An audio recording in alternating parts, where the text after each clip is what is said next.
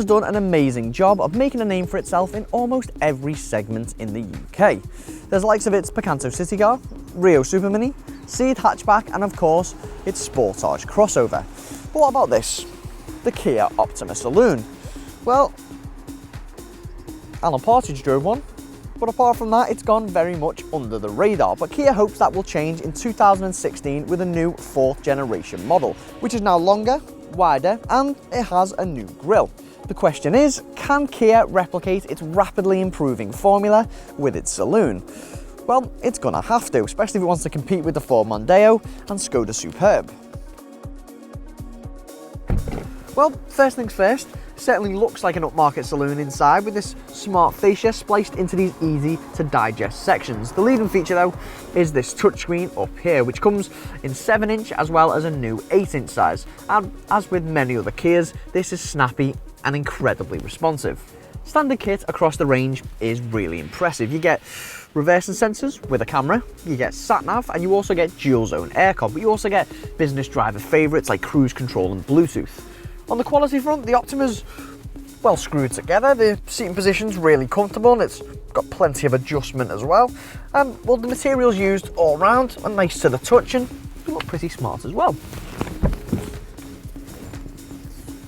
Rear practicality in the Optima is one of its trump cards. As you can see, I've got absolutely tons of legroom. There's a decent amount of headroom as well. Reminds me of the Superb a bit actually.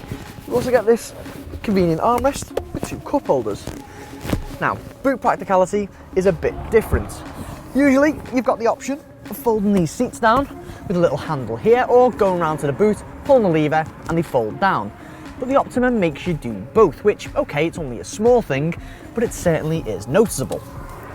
And although the boot stands at over 500 litres, which is pretty good, the opening is really narrow.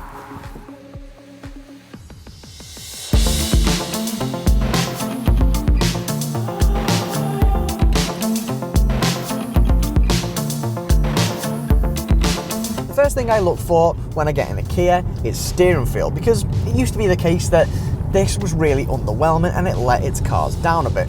But thankfully, Kia has improved steering across the range.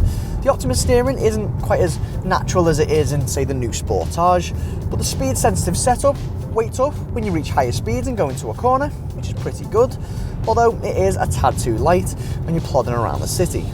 A 1.7 litre 139 brake horsepower diesel is the sole option in the range, which delivers a fairly nippy 0 to 60 miles per hour sprint time of 9.7 seconds, and the 340 newton meters of torque on tap make for swift motorway overtaking. A big part of its new generation was an improvement in CO2 emissions, which now stand at 110 grams per kilometre for this 6-speed manual and 116 grams per kilometre for the 7-speed twin-clutch automatic. And average fuel economy is actually quoted at 67.3 miles per gallon, but expect around 50 miles per gallon in day-to-day driving. From a composure point of view, Kia has actually retuned the chassis to improve ride and handling. Now, from a comfort point of view, the Optima is fine, even over potholes in fact. When it comes to the fun factor, you'll want to look elsewhere. Now, this bit might shock you. The Kia Optima costs more than the Vauxhall Insignia, the Hyundai i40, the Skoda Superb and the Ford Mondeo, starting at £21,895.